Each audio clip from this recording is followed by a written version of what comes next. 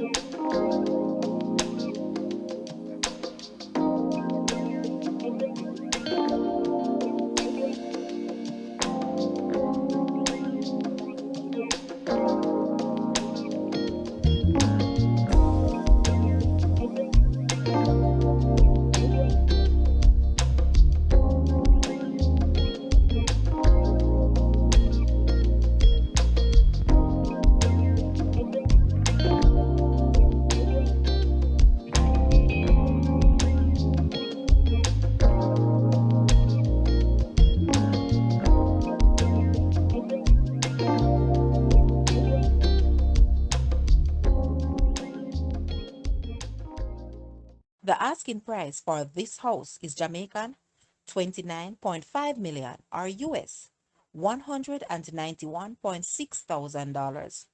To purchase or make an offer, please take a look at your screen, or you may visit the description area below for full details. If you like this video, please hit the like button and also share with a friend. Thanks for watching, guys.